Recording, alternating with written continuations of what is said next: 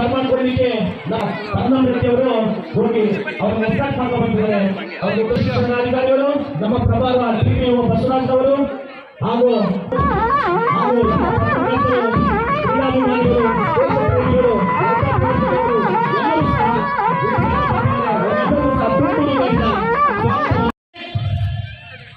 ಈಗ ನಮ್ಮ ಜನಪ್ರಿಯ ಶಾಸಕರು, ತಾಲೂಕು ದಂಡಾಧಿಕಾರಿಗಳು ನಮ್ಮ ಪರಿಚಯವನ್ನ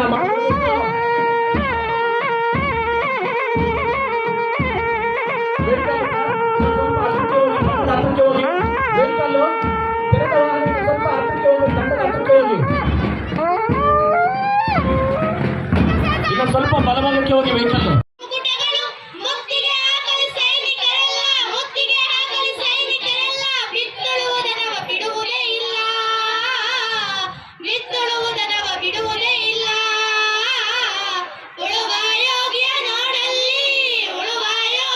ಅನೇಕ ಬಡವರು ಪರವಾದಂಥ ಕಾರ್ಯಕ್ರಮಗಳನ್ನು ಕೊಟ್ಟಿದ್ದಾರೆ. ಇವತ್ತು ಶಕ್ತಿ ಯೋಜನೆಯಲ್ಲಿ ಉಚಿತವಾಗಿ ಬಸ್ ಪ್ರಯಾಣ ಮಾಡೋದಾಗಿರ್ಬೋದು, ಮಹಿಳೆಯರಿಗೆ ಗೃಹಲಕ್ಷ್ಮಿ ಯೋಜನೆ ಅಡಿ 2,000 ರೂಪಾಯಿ ಹಣವನ್ನು ನೇರವಾಗಿ ಅವ್ರ ಖಾತೆಗೆ ಆಗಿರ್ಬೋದು, ಯುವ ನಿಧಿ ಆಗಿರ್ಬೋದು, ಆಮೇಲೆ ಗೃಹ ಜ್ಯೋತಿ 200 ಯೂನಿಟ್ ವಿದ್ಯುತ್ತನ್ನು ಫ್ರೀ ಕೊಡುವುದು, ಎಲ್ಲ ಬಡವರು ಪರವಾದಂಥ ಕಾರ್ಯಕ್ರಮಗಳನ್ನು ನಮ್ಮ ಮಾನ್ಯ ಮುಖ್ಯಮಂತ್ರಿಗಳು ಕೊಡ್ತಾ ಇದ್ದಾರೆ.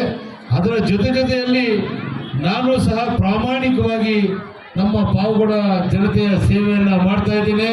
ಈಗಾಗಲೇ ತುಂಗಭದ್ರಾ ಕುಡಿಯುವ ನೀರು ಯೋಜನೆಗೆ ಆಗಲೇ ಮುಹೂರ್ತ ಫಿಕ್ಸ್ ಆಗಿತ್ತು. ಮಾನ್ಯ ಜನಪ್ರಿಯ ಮುಖ್ಯಮಂತ್ರಿಗಳಿಂದ ಚಾಲನೆ ಕೊಡಲಿಕ್ಕೆ ನಾವು ಡೇಟನ್ನು ಫಿಕ್ಸ್ ಮಾಡಿದ್ವಿ. ಡ್ಯಾಮಿಗೆ ನೀರು ಬಂದಿರಲಿಲ್ಲ.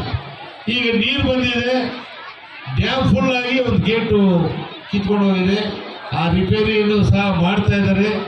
ಈ ವರ್ಷದ ಕುಡಿಯೋ ನೀರಿಗಾಗಲಿ ಬೆಳೆಗಾಗಲಿ ಏನು ಸಮಸ್ಯೆ ಆಗದಂಗೆ ಸರ್ಕಾರ ಗಮನ ಹರಿಸ್ತಾ ಇದೆ. ಹಾಗಾಗಿ ತುಂಗಭದ್ರಾ ಕುಡಿಯೋ ನೀರು ಆಗಸ್ಟ್ ಸೆಪ್ಟೆಂಬರ್ ನಾವು ಯಾವಾಗಲೂ ಮಾನ್ಯ ಮುಖ್ಯಮಂತ್ರಿಗಳು ಕೇಳಿದ್ರು, ನೀವೆಲ್ಲ ಟ್ರಯಲ್ ರನ್ ಮಾಡಿ ಕುಡಿಯೋ ನೀರು 3-4 ಸಲ ಟ್ರಯಲ್ ಆದಮೇಲೆ ನೀವು ಯಾವ ಡೇಟ್ ಕೇಳಿದ್ರು ನಾನು ಕೊಡ್ತೀನಿ, ಬಂದು ಉದ್ಘಾಟನೆ ಮಾಡ್ತೀನಿ ಅಂತ ಹೇಳಿದ್ದಾರೆ.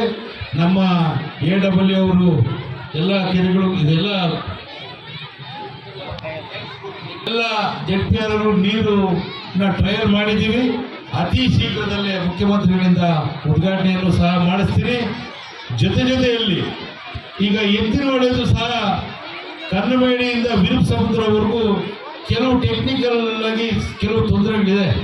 ಅದು ಅತಿ ಶೀಘ್ರದಲ್ಲಿ ಅಧಿಕಾರಿಗಳ ಜೊತೆ ಸಮಾಲೋಚನೆ ಮಾಡಿ ರೈತರಿಗೆ ಏನು ಸಮಸ್ಯೆ ಆಗಿದೆ ಅದನ್ನೆಲ್ಲ ಪರಿಹಾರ ಕೊಡಿಸಿ ಆದಷ್ಟು ಬೇಗ ನಮ್ಮ ಜಿಲ್ಲಾ ಉಸ್ತುವಾರಿ ಸಚಿವರಾದಂಥ ಪರಮೇಶ್ವರ್ ಅವರು, ರಾಜಣ್ಣವರು, ನಾವು ಜಯಚಂದ್ರ ಅವರು ಅತಿ ಶೀಘ್ರದಲ್ಲೇ ಎತ್ತಿನ ಹೊಳೆ ನೀರನ್ನು ಕೊಡಬೇಕು ಅಂತೇಳಿ, ಕೆರೆಗಳು ತುಂಬಿಸೋ ಕಾರ್ಯಕ್ರಮ ಮಾಡಬೇಕು ಅಂತೇಳಿ ಮಾತುಕತೆ ಮಾಡಿದ್ದೀವಿ. ಅದೇ ರೀತಿ ಮಾನ್ಯ ಮುಖ್ಯಮಂತ್ರಿಗಳು ನೀರಾವರಿ ಸಚಿವ ಬೋಸರಾಜ್ ಅವರ ಹತ್ರ ಸಹ ಮಾಡಿದ್ದೀವಿ.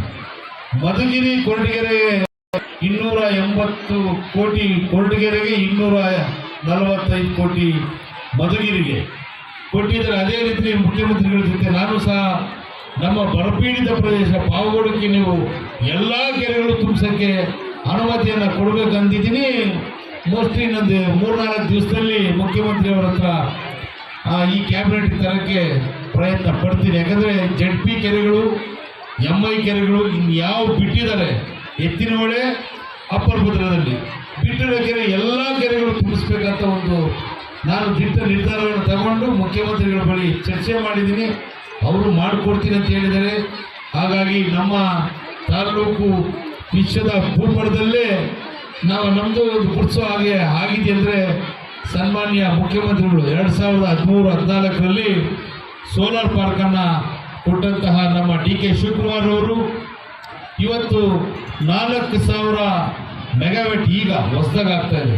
ಅಂದರೆ ಏಷ್ಯಾದಲ್ಲೇ ನಂಬರ್ 1 ಇತ್ತು. ಈಗ ಪ್ರಪಂಚದಲ್ಲೇ ಒಂದನೇ ಸ್ಥಾನಕ್ಕೆ ಹೋಗ್ತಾ ಇದ್ದೀವಿ. ಹಾಗಾಗಿ ಈ ಕುಡಿಯ ಬರುತ್ತೆ, ಕೆರೆಗಳಿಗೆ ಬರುತ್ತೆ, ರೈಲ್ವೆ ಯೋಜನೆ 1-1.5 ವರ್ಷದಲ್ಲಿ ರೈಲ್ವೆನೂ ಸಹ ಕಂಪ್ಲೀಟ್ ಆಗುತ್ತೆ. ಇನ್ನೆಲ್ಲ ಸಮಸ್ಯೆಗಳು ಬಗೆಹರಿದ್ರೆ ನಮ್ಮ ತಾಲೂಕಿನ ಜನ ನೆಮ್ಮದಿಯಾಗಿ ಜೀವನ ಮಾಡ್ಬೋದು. ಅದರ ಜೊತೆಯಲ್ಲಿ ವಿದ್ಯಾಭ್ಯಾಸಕ್ಕೆ ಹೆಚ್ಚಿನ ಆದ್ಯತೆಯನ್ನು ಕೊಡಬೇಕು. ಈಗಿನ ಮಕ್ಕಳು ದುಶ್ಚಟಗಳಿಗೆ ಜಾಸ್ತಿ ಬಲಿಯಾಗ್ತಾ ಇದ್ದಾರೆ. ನಮ್ಮ ಪೋಷಕರು, ನಮ್ಮ ಟೀಚರ್ಸು, ನಮ್ಮ ಪೊಲೀಸ್ ಇಲಾಖೆ, ರೆವಿನ್ಯೂ ಇಲಾಖೆ ಎಲ್ಲ ಅಧಿಕಾರಿಗಳು ಸಹ ಮಕ್ಕಳ ದುಶ್ಚಟಗಳಿಗೆ ಬಲಿಯಾಗದಂಗೆ ತಾವೆಲ್ಲರೂ ಜಾಗರೂಕತೆಯಿಂದ ನಿರ್ವಹಿಸಬೇಕಂತ ತಮ್ಮಲ್ಲಿ ಕಳಕಳೆಯಿಂದ ಕೇಳಿಕೊಂಡು ನಿಮಗೆಲ್ಲ ಸ್ವತಂತ್ರ 78ನೇ ಸ್ವತಂತ್ರೋತ್ಸವದ ಶುಭಾಶಯಗಳನ್ನು ಬೆಳೆದಿ. 78 ವರ್ಷಕ್ಕೆ ಯಾವ ಮಟ್ಟಿಗೆ ಬೆಳೆದಿದ್ದೀವಿ ಅಂದರೆ ವಿಶ್ವದಲ್ಲೇ ನಾವು 2ನೇ 3ನೇ ಸ್ಥಾನಕ್ಕೆ ಕಾಂಪೀಟ್ ಮಾಡೋ ಮಟ್ಟಿಗೆ ಬೆಳೆದಿದ್ದೀವಿ ನಾವು.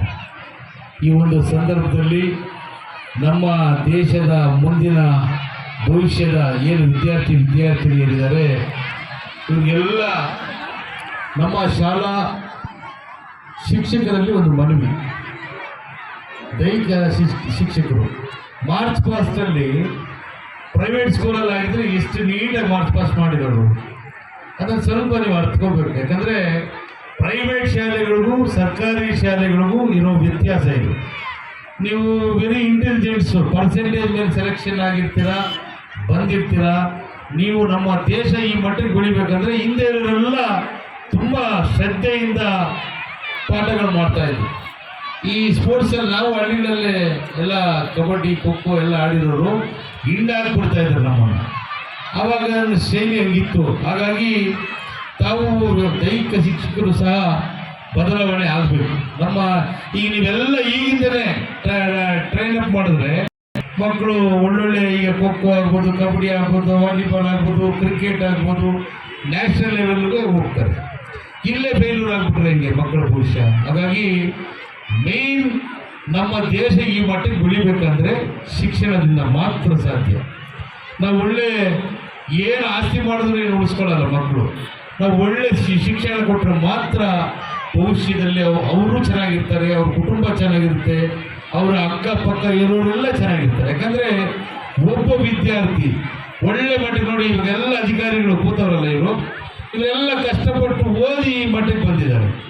ನಮ್ಮ ವಿದ್ಯಾರ್ಥಿಗಳು ಸಹ ನಮ್ಮ ಪಾವಗಡದಲ್ಲಾಗಲಿ, ಕರ್ನಾಟಕದಲ್ಲಾಗಲಿ, ದೇಶದಲ್ಲಾಗಲಿ ಉತ್ತಮವಾದ ಶಿಕ್ಷಣವನ್ನು ಕೊಟ್ಟರೆ ಮಾತ್ರ ನಮ್ಮ ದೇಶ ಇನ್ನೂ ಹೆಚ್ಚು ನಾವು ಮುಂದುವರಿಲಿಕ್ಕೆ ಸಾಧ್ಯ ಆಗುತ್ತೆ ಅಂತ ಈ ಸಂದರ್ಭದಲ್ಲಿ ಹೇಳ್ತಾ, ನಮಗೆ ಸರ್ಕಾರಗಳು ಎಲ್ಲ ಥರ ಸೌಲಭ್ಯಗಳನ್ನು ಕೊಡ್ತಾರೆ ಮಕ್ಕಳಿಗೆ. ಇವತ್ತು ಯೂನಿಫಾರ್ಮ್ ಇರ್ಬೋದು, ಬುಕ್ಸ್ ಇರ್ಬೋದು, ಶೂ ಇರ್ಬೋದು, ಊಟದ ವ್ಯವಸ್ಥೆ ಇರ್ಬೋದು. ಈಗ ವಾರದಲ್ಲಿ 7 ದಿವಸನೂ ಮೊಟ್ಟೆ ಕೊಡೋ ಒಂದು ಏನೋ ಅಜಿತ್ ಪ್ರೇಮ್ಜಿ ಅವರ ಅವರು ನೋಡಿ 350 ಕೋಟಿ ಸೌಲಭ್ಯಗಳು ಕೊಟ್ಟಾಗ ಉತ್ತಮ ಶಿಕ್ಷಣವನ್ನು ಕೊಟ್ಟರೆ ಮಾತ್ರ ದೇಶ ಮುಂದುವರಿಲಿಕ್ಕೆ ಸಾಧ್ಯ ಅಂತ ಈ ಸಂದರ್ಭದಲ್ಲಿ ಹೇಳ್ತಾ, ಮೊನ್ನೆ KDP ಸಭೆಯಲ್ಲಿ ಮಧು ಬಂಗಾರಪ್ಪ ಅವರು ಹೇಳಿದ್ರು, ಸರ್ಕಾರಿ ಶಾಲೆಗಳು ಹೆಚ್ಚು ನಾವು ಇಂಪ್ರೂವ್ ಮಾಡಬೇಕಂದ್ರೆ ನಮ್ಮ ಪತ್ರಿಕಾ ಮಾಧ್ಯಮದ ಸ್ನೇಹಿತರು ಹೆಚ್ಚು ನೀವು ಪ್ರಕಟಣೆಗಳನ್ನು ಕೊಡಬೇಕು.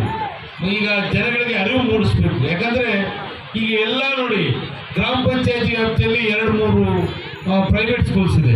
ಸರ್ಕಾರಿ ಶಾಲೆಯಲ್ಲಿ ಆಟೋಮೆಟಿಕ್ ಆಗಿ ಸ್ಟ್ರೆಂತ್ ಕಮ್ಮಿ ಆಗ್ತಾ ಬರುತ್ತೆ. 14 ಜನ, 15 ಜನ, 20 ಜನ ಟೀಚರ್ಸ್ ಇರ್ತಾರೆ. ಈ ಒಂದು ಸಮಸ್ಯೆಯನ್ನು ನೀಗಿಸ್ಬೇಕಂತ ಹೇಳಿ KPS ಶಾಲೆಯನ್ನು ತೆರಿಬೇಕಂತೇಳಿ ಸರ್ಕಾರ ಆಗಲೇ PU ಅವ್ರಿಗೆ ಇನ್ಸ್ಟ್ರಕ್ಷನ್ ಕೊಟ್ಟಿದೆ. ನಮ್ಮ ತಾಲೂಕು 2-3 ಶಾಲೆ ಕೊಡ್ತೀವಂತ ಮಾನ್ಯ ಸಚಿವರು ಹೇಳಿದ್ದಾರೆ. ಆ KPS ಶಾಲೆಗಳಾದರೆ ನಮ್ಮ ಪಂಚಾಯಿತಿಯಲ್ಲಿ 6-7 ಹಳ್ಳಿಗಳು ಸೇರ್ಕೊಳ್ತವೆ. 6-7 ಹಳ್ಳಿಗಳಲ್ಲಿರೋ ಟೀಚರ್ಸು ಅಲ್ಲಿ ಮಕ್ಕಳು ನೋಡ್ಕೊಳ್ಳೋಕ್ಕೆ ಏನು ಕೂಗಿಸ್ತಿದಾರಲ್ಲ ಅಡುಗೆ ಮಾಡೋರು ಎಲ್ಲ ಒಂದೇ ಕಡೆ ಆದರೆ ಒಂದು 6-7 ಜನ ಅಡುಗೆ ಮಾಡೋರು ಇರ್ತಾರೆ. ಶಿಕ್ಷಕರು ಕಮ್ಮಿ ಇಬ್ಬಿಬ್ಬರು 14-15 ಜನ ಶಿಕ್ಷಕರಾಗ್ತಾರೆ. ಒಳ್ಳೆ ಉತ್ತಮವಾದ ವಿದ್ಯಾಭ್ಯಾಸವನ್ನು ಕೊಡ್ಬೋದು ಮಕ್ಕಳಿಗೆ ಅನ್ನೋ ದೃಷ್ಟಿಯಲ್ಲಿ ಇಟ್ಕೊಂಡು ಕಳೆದ ವರ್ಷನೇ ಇದನ್ನು ಅಸೆಂಬ್ಲಿಯಲ್ಲಿ ಚರ್ಚೆ ಮಾಡಿದ್ರು. ಈ ವರ್ಷ ಅದಕ್ಕೆ ಅನುಮೋದನೆ ಸಿಕ್ಕಿದೆ. ಹಾಗಾಗಿ ಹಂತವಾಗಿ KPS ಶಾಲೆಗಳು ಆದರೆ ತಾಲೂಕಿನಾದ್ಯಂತ ಎಲ್ಲ ಪಂಚಾಯತ್ ಮಟ್ಟದಲ್ಲಾದರೆ ಪ್ರೈವೇಟ್ ಶಾಲೆಗಳಿಗೆ ನೋಡಿ. ಯಾಕಂದರೆ ಪ್ರೈವೇಟ್ ಶಾಲೆಗೂ ಇದಕ್ಕೇನೆಂದರೆ ಅವ್ರು ಇಷ್ಟ ಬಂದಂಗೆ ಫೀಸ್ ಕಲೆಕ್ಟ್ ಮಾಡ್ತಾರೆ, ಡೊನೇಷನ್ ಕಲೆಕ್ಟ್ ಮಾಡ್ತಾರೆ. ಹಾಗಾಗಿ ಸರ್ಕಾರಿ ಶಾಲೆಗಳಲ್ಲಿ